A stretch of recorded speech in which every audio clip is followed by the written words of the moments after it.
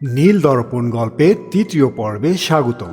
অন্ধকারের চাদরে ঢেকে থাকা হোটেল দ্য রেড অর্কিড।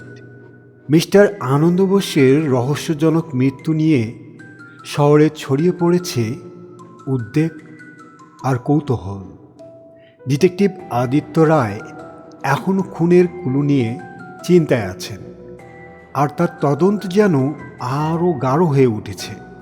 কিন্তু সবচেয়ে অদ্ভুত জিনিসটি হলো বোসের ঘরে এক অদ্ভুত নীল রঙের ভাঙ্গা আয়না পাওয়া গিয়েছে, যা মৃত্যুর রাতে ভাঙা অবস্থায় পাওয়া যায়। আদিত্য যখন লবিতে বসে কফি পান করছিল, হঠাৎ ইন্সপেক্টর সুমন এসে তার সামনে একটি ফাইল রাখে। আদিত্য, এটি খুবই অদ্ভুত। আমরা আরও দুটি অমীমাংসিত খুনের ফাইল পেয়েছি, যেখানে খুনের পদ্ধতি একদম মিস্টার বোসের কেসের মতো। সবচেয়ে আশ্চর্য ব্যাপার হলো প্রতিটি কেসেই একটা অদ্ভুত নীল রঙের আয়না পাওয়া গেছে। আদিত্য অবাক হয়ে ফাইলগুলি খোলে। 3টি খুন, 3টি ভিন্ন সময়ে এবং 3টি ভিন্ন স্থানে, কিন্তু সবখানে একটি নীল আয়না ছিল যা খুনের সাথে জড়িত। প্রতিটি খুনে ভেজা মেঝে, কোনো দৃশ্যমান খুনি নেই, আর নীল দর্পণ ভাঙ্গা অবস্থায় পাওয়া গেছে। এটা কি একটি কাকতালীয় ঘটনা, নাকি এর পেছনে কোনো বড় রহস্য আছে? আদিত্য নিজের মনে প্রশ্ন করে। আদিত্য পুনরায় মিস্টার বোসের ঘরে প্রবেশ করেন। তার চোখ সরাসরি ভাঙা নীল দর্পণের ওপর পড়ে। এই আয়নাটা ঠিক কিভাবে গুরুত্বপূর্ণ হতে পারে সে ভাবে। আয়নার ফ্রেমটি হালকা নীল রঙের, আর তার ভাঙা টুকরোগুলি মেঝেতে ছড়িয়ে পড়েছে। আদিত্য আয়নার একটি অংশ তুলে নেয়। হঠাৎ তার মনোযোগ আয়নার পেছনের ছোট্ট একটি চিহ্নের দিকে। সেটি ছিল একটি লোগো, যা মনে হয় এক ধরনের প্রাচীন প্রতীক। এটা আগে কখনো দেখিনি সে ভাবে। তারপর সে আয়নার অন্য টুকরোগুলি পরীক্ষা করতে শুরু করে। হঠাৎ করেই তার নজরে আসে একটি অদ্ভুত ব্যাপার। প্রতিটি খুনের আগে এই আয়নার সামনে দাঁড়ানো ব্যক্তিদের আচরণ পরিবর্তিত হয়ে গেছে। মিস্টার বোসের ক্ষেত্রে যেমন ছিল, মৃত্যুর আগে তিনি অস্থির ও ভীত ছিলেন। অন্য দুটি খুনের ক্ষেত্রেও ঠিক এমনটাই ঘটেছিল। এই আয়না কি কিছু দেখায় যেটা মানুষকে আতঙ্কিত করে তোলে? আদিত্য গভীরভাবে চিন্তায় পড়ে। রাত বাজে তখন 9টা। আদিত্য ইন্সপেক্টর সুমনকে নির্দেশ দেয়, আমাদের এই আয়নার উৎস খুঁজে বের করতে হবে। এটার পেছনে নিশ্চয়ই কেউ আছে। সুমন জানায়, আমরা খুঁজতে শুরু করেছি, এখনো বিশেষ কিছু পাইনি, তবে একটা তথ্য পেলাম। এই নীল আয়নার মতো দেখতে আরেকটি আয়না শহরের এক পুরনো প্রত্নতাত্ত্বিক দোকানে বিক্রি হয়েছে।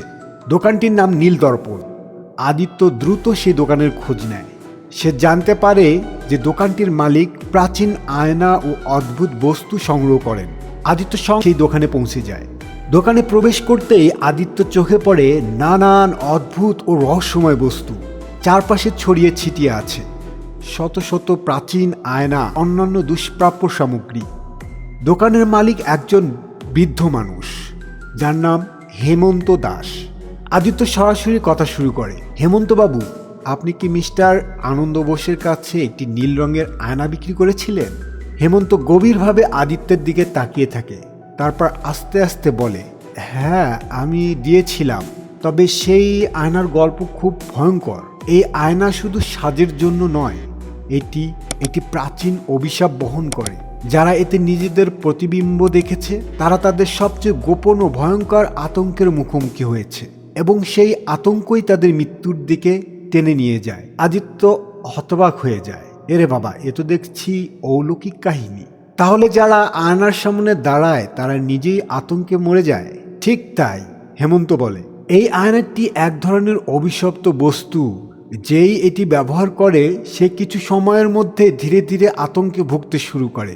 আদিত্য বুঝতে পারে এই আয়নাই খুনের আসল কারণ, কিন্তু এরপর হেমন্ত বলে আরও একটি অদ্ভুত তথ্য যা সবকিছু উল্টে দেয়। কিন্তু মিস্টার বোস শুধু একটি আয়না কিনেননি, তিনি আরও দুটি আয়না কিনেছিলেন। একটির খোঁজ আপনি ইতিমধ্যে পেয়েছেন, আর তৃতীয়টি কার কাছে গেছে জানেন?